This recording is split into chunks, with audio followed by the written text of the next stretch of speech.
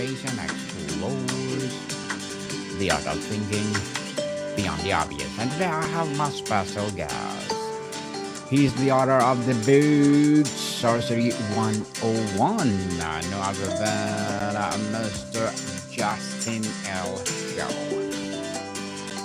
That is me. Yeah, good to be here. Welcome, You're welcome. there everywhere.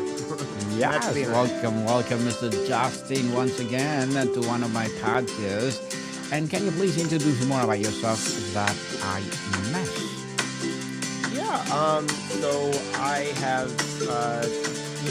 titles are kind of funny. I make up whatever titles I want for myself. I'm an author. That's definitely a title. But I make up other ones like mystical comedian, hope dealer, spiritual Sherpa. It's kind of fun. I have fun doing it. But I'm mostly just a survivor of a lot of PTSD trauma stuff that was given a true gift of kind of a map to help other people heal, and that's kind of what my new path is in life. I had a very crazy, insane experience, and just a interesting background and a lot of pain and suffering, but also a lot of amazing things have happened as well. And it's just a really fun story to tell, full of hope. Hope, for sure, hope. And thank you so much for sharing your knowledge and wisdom to the world, Mr. Justin. Thank you. And today let's talk about PTSD trauma healing. So tell us if you had to correct a widespread misconception about PTSD or trauma that actively prevents people from seeking help, what would it be? Oh, that's an easy one. When it comes to healing trauma and healing in general, one size does not fit all. There's a path, especially here in the States. There's kind of this path when you have addiction is a big part of my life, and addiction took me to places like jails, rehabs, halfway houses. I've spent a couple weeks in homeless and park benches, and addiction was at the core of that. Of course, at the core of addiction is spiritual bankruptcy. So you got to really get down and find the nitty gritty. But that's the one thing about PTSD and trauma healing is there is no one size fits all. When it comes to addiction, they you go to a rehab center, and trauma healing, it's all the same thing. It's all spiritual bankruptcy. That is at the core of every single thing. What comes out outwardly in terms of symptoms, it's certainly addiction is a big one, and that's addiction to everything. It could be sex, gambling, video games, of course, drugs and alcohol. Food is a big one, and the biggest one now I see is the phone. There are people that are ragingly addicted to the phone, and it's all one core issue. But when I was told for addiction wise, drugs and alcohol, that they have you go to rehab and you spend time in there and you got to clean out, and they put you on this path that's was supposed to work for everybody.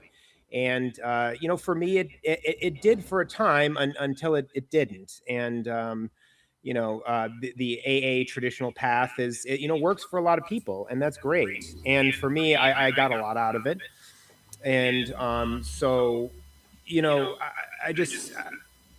I just think there's other ways to do it, and that's where this system kind of came in. I borrowed from the 12 steps, and I made something a little bit different. I made 13 rungs instead of 12 steps. And moving, I always thought moving forward is good, right? Steps, and but moving up is better, because a bird has a better perspective on things than a worm. So that's kind of where the similarities stop. There are 13 of them instead of 12, and there's 13 for a very specific reason. 13 is a number that's regarded as unlucky in our society, and that's just simply not true.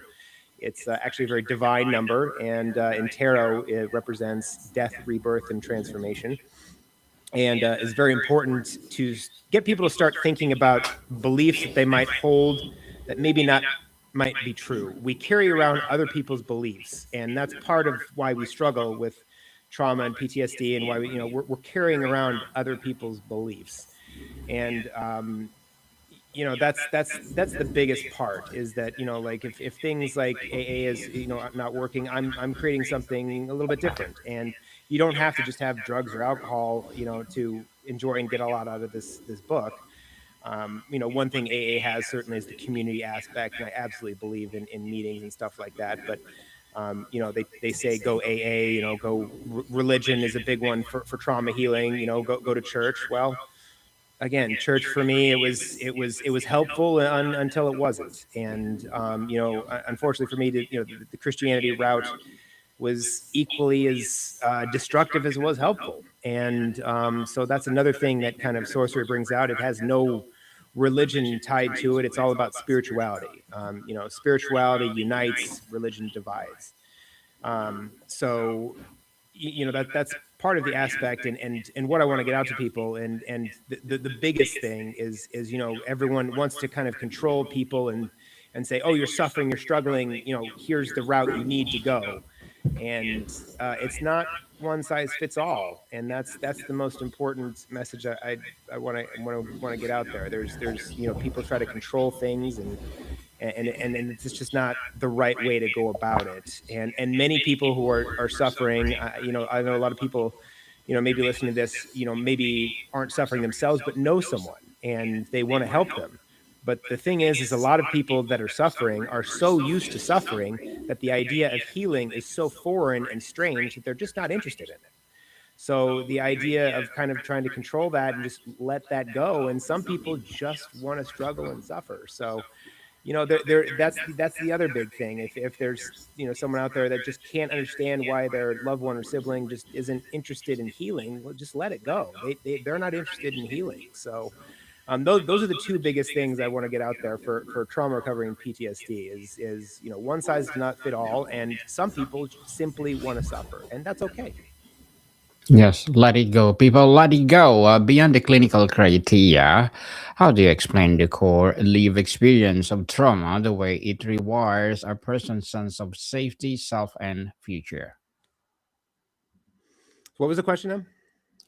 Beyond the clinical criteria, how do you explain the core live experience of trauma, the way it rewires a person's Hmm. sense of safety, self, and the future? Yeah, so I have the best way to explain it here. So trauma gets just trapped in our bodies, and there's one of the rungs that I can go over with you is the ninth rung, and it's called instinct versus intuition. And most people use those words interchangeably. Oh, it's my instinct, intuition. It's like the same word, but it's not at all. These are two extremely different things, and this is what's important to understand about trauma. So instinct, and I like to give this example of, let's say you're at work, and you're on your way home from work. Let's say you're walking, and all of a sudden you see a car in the distance, and it gets a little bit closer, and you start looking at it, and there's someone with a gun hanging out the window. This is a really good time to give in to instinct and react, because instinct is the reactor, intuition is the responder. And we need instinct in times like this. But times like this, where you need it for the immediate safety of yourself, are so rare these days that we don't need it as much as we did back, when there were saber-toothed tigers and bears and we had to deal with lions and we're living in caves, and that's just not us anymore. Now the saber-toothed tiger and the lion is an in-law or coworker, and we're reacting the same way to them as we would an actual threat, when it's simply not true. So the example I give for the instinct part of it is that uh, the car. So let's say you react to that moment, and you jump into a bush and get away, and you're safe. That it was a drive-by shooting, and you got out of the way, and you're safe. You're okay. They drove away. Everything is now okay. You're safe. Well, you're going to walk home, and you're going to be jumping at every car that comes home, that drives by. Every car is going to look like a threat, and you're probably going to be jumping in the bush every time. And then once you get home, you're never going to want to leave, because you have not processed this situation correctly. And now, if you're not working on processing it, now it stays with you. Now, when you walk home from work the next day and the next day and the next day, you're constantly looking at cars as threats, and you don't want to work home. The idea of walking home starts, just the idea of it starts to, get your chest going, and because you've kept this situation within you without properly processing it, and it doesn't go anywhere. So that is PTSD. It is an overactive instinct. And one of the ways to get past an overactive instinct is to start using your intuition. Your intuition is your direct line with your higher self, source energy, God, whatever you want to call it. It is the you on the other side of the veil or the simulation. I love simulation theory.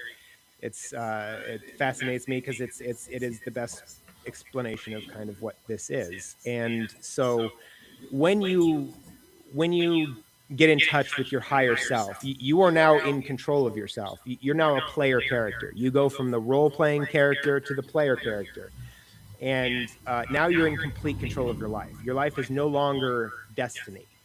If we're just running a program, we're going to keep running that program, and our lives are going to be destined and set in a path.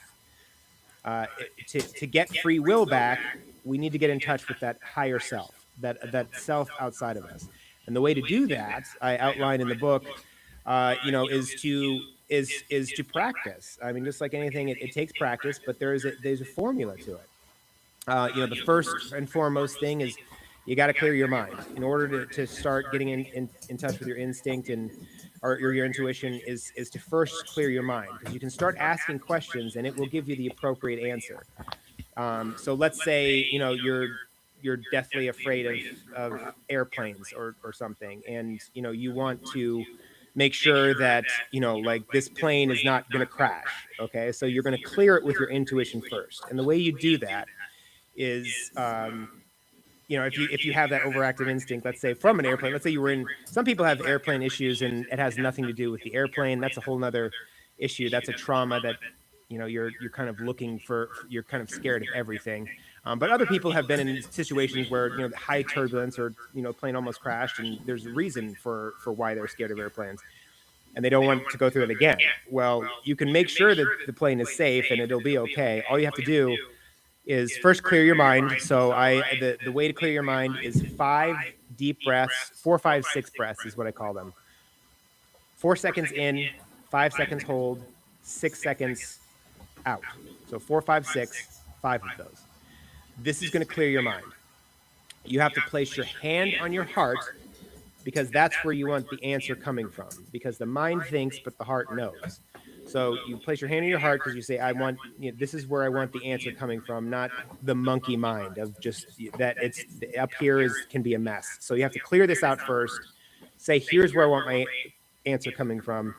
You clear it, and then you ask the question. And before you even finish the question, your answer will be there. And do it in the form of yes, no. That's the best way to do it. And, you want to start with understanding what your yes and no's mean. Start with questions that the answer is no. Ask questions that the answer is yes. Get a feel for what yes and no feels like. Sometimes it's a word. Other times it's a feeling. Could be a color. Everyone's different. For me, I don't hear verbally a yes or no. I just, in my mind, I see the word yes or no in my mind. So that's how that's how my intuition speaks to me, and it's different for everybody. So you got to get to know what that is. But once you do that and you start asking questions, then you got to trust it. So that answer comes to you, and it will absolutely say yes or no every single time. And the key then is to not filter that question through your monkey mind. You have to just go with it and start trusting.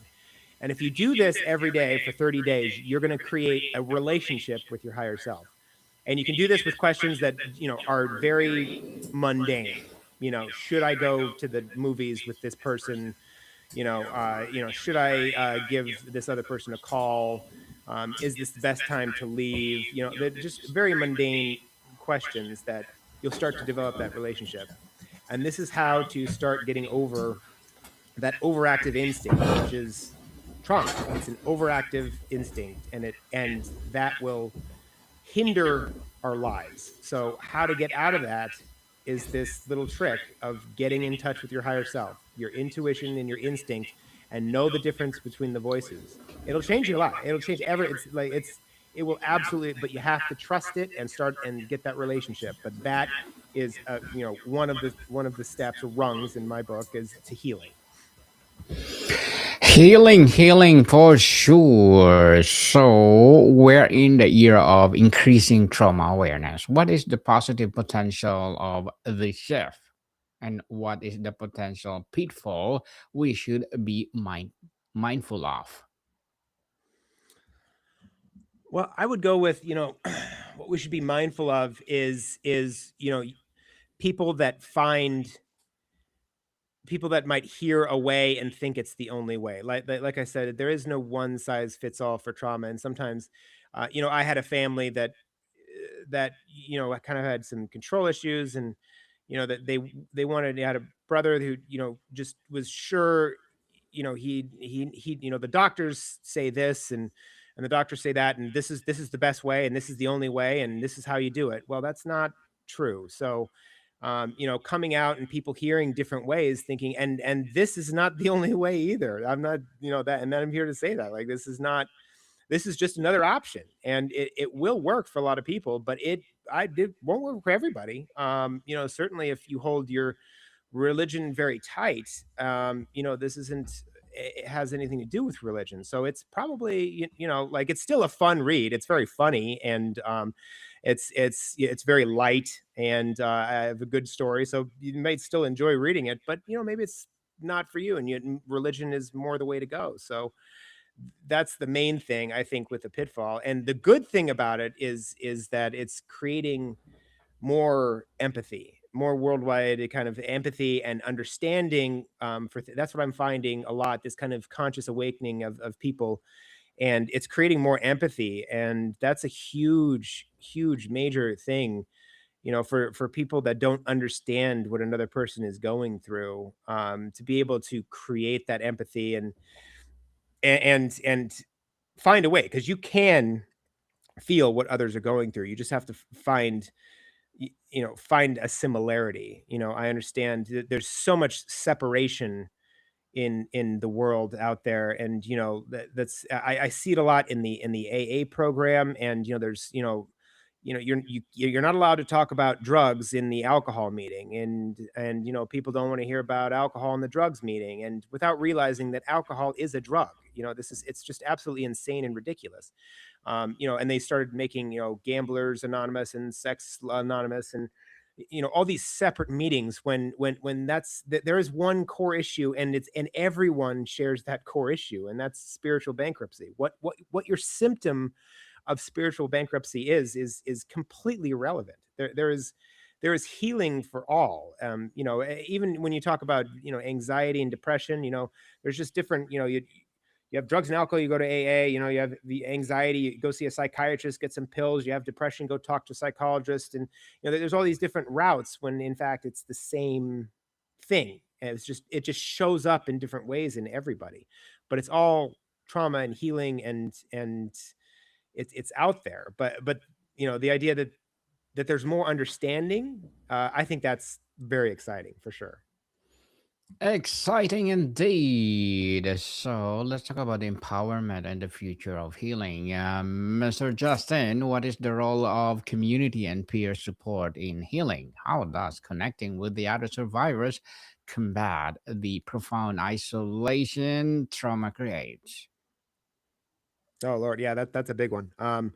Yeah, isolation is a big one for me. But there's a difference between isolation and solitude. So that's kind of step one, is to figure out that balance. Um, you know, there's solitude is very healthy and good for us. Isolation is not. And there is a difference, and to find that balance is also a big deal for healing.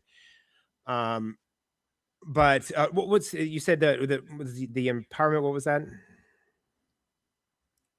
Better support trauma healing. Okay, that's right. Yeah, okay, that's right. I lost it for a second. So yeah, the community aspect is massive, and I would love to see a different kind of meeting, because that's the one thing AA. I would never tell someone to not go to AA. If it works for you, great. And there's an amazing communal aspect to AA, because it's all over the world, and they have these meetings where people come together and you can kind of relate with each other, and that's fantastic. That's just amazing, and that is one thing that is right. There's some things in kind of the dogma and of AA that I just don't agree with, the powerlessness, and there's several things, and because it was birthed kind of from Christian roots. It's Christianity in disguise, essentially, which is why it may not work for everybody. They might see through that. But the communal aspect, you can just go. You don't have to be working the 12 step just to go to meetings and have that community and you go. But that is critical, and to find meetings of you know uh, whatever you're into. If there's meditation meetings, I go to yoga classes. There's some spiritual things. There's no churches. Church is an amazing one. Find a community. If you're religious, go to pick a church. Churches doesn't work for me, but there are unity churches. That there's very few of them. I mean, I live in a big city in Phoenix, and there's only like two or three. So there's a Christian church on every corner, but there's only like two or three unity churches, and so I'm really working on finding more community with people that are more in line with spirituality over religion. And I think there will be more. I'd love to see sorcerer meetings, someday. That would be a lot of fun to, that kind of communal, where it doesn't matter what your symptom is, come hang out, like find community, find similarity, don't look for differences. But that idea of the community is just so critical, which find it, whatever you have to do. And I'm still working on it because it's hard for me, but I go to yoga classes, I go to sound bath healings, and there are things available for people like me, but you have to really look. But it's critical to get out there, because we always gravitate towards what's familiar. And that's the whole battered wife syndrome. Why do they always go back to the abuser? Well, they're going back to what's familiar because they're scared of what's not. And so, what's familiar for a lot of people like me is isolation. And you have to fight. You have to fight that desire, because isolation is addicting. Even when you're trying to heal, it's like, I don't want to do that. I just would rather be home alone. And no, go out and do things. Like it's extremely important and critical. But you have to fight that voice that says, "No, don't do it. Just stay at home, watch Netflix by yourself." Like, you have to fight that voice. That's huge. Get out there, community, find some friends, make friends. It's extremely important. Mr. Justin, before we wrap up our discussion for today, I'm inviting you to please do listen to my other podcast, people. My other podcast, because my Abstract Essay is already in 6th season, Abstract Poetry in 3rd season, and of course, my Book 101 review in 6th season as well, Comedy 101 3rd season, and my Food 101 in 6th season too, Geography 101 Love Letters, Movie 101 Review, Music 101 5th season, Science 101, Sex 101, 4th season, Trivia 101, Law 101, Mental Health 101, Motivation 101, Entrepreneurship 101, and Bible Verses 101 are my baby podcasts. So please listen to them wherever you listen your podcast. So, Mr. Justin, if you could design a broader cultural or systemic change to better support trauma healing, what would it be? A broader change would be more openness for new things. It's these institutions that don't embrace change. There are institutions out there that, like AA and religion. You're not going to change anything in religious belief. You're not going to change anything in AA. That they are what they are. So I would say embrace change would be the biggest thing. And because there are wonderful things happening all the time. There are new things happening like this. I mean, the book's only been out like 9 months, but it really can help a lot of people, and that's what I'm trying to get behind and push out there. And it's something new, and it's changed, and it's taking the best of things and making something new. So that's the biggest thing, for trauma. Embrace change. Look for things that work for you, because one size, again, does not fit all. Yes, definitely. So, Mr. Justin, can you please invite our listeners to support your book, your advocacy, or whatever project that you're doing right now? Yeah, so the book is on Amazon as well as Audible. I think it might be on Spotify too, which is a lot of fun. because a lot of people don't have time to sit down and read a book, which is why I put it on audio. And so it's on Audible. Search by my name; it's easier because the title of Sorcery is misspelled, for purposeful reason. It's about source energy, not magic necessarily. So that's on there on Amazon Audible. It's on Amazon, the book itself. My Instagram is sorcerer with a U, SOUCRER_13. You can find me on there, as well as the website is awakenthesorcerer.com. I'm still working on things with the YouTube channel. There's stuff on the way, but this is still so new. But that's kind of what I got going on right now. Yes, people. One more thing. If you can't afford a book, I'd love to get healing out there to everybody. I can send you a free PDF. All you have to do is email me. Again, sorcerer13, no underscore, so SOURCERER13 @gmail.com. I will send you a free PDF copy of the book. Yes, people, let's support Mr. Justin L. Show, because if you support him, for sure, more and more Sorcery 101 will rise. So I have one more question, Mr. Justin, to end on OneNote Agency. What is one the small accessible practice for grounding and self-regulation that you would offer to anyone, survivor or supporter right now? Meditation, everything. Meditation is everything. Take time. There are guided meditations all out there. It doesn't have to just be unguided with you sitting there in silence. They're free. They're on YouTube. There's Headspace and Calm. Insight Timer is a good one. All have free meditations. It is the most important thing you can do for your healing. Is to take time to clear your mind. I shower every day, clear get the dirt off my body. Well, I gotta sit down and clear my mind and get the dirt out of my mind every day. And I do it twice a day, half an hour, sometimes longer when I feel like it. But meditation, absolutely hands down number one. Yes, so Mr. Justin L. Show, thank you so much for your time. Thank you so much. More to come, people. See you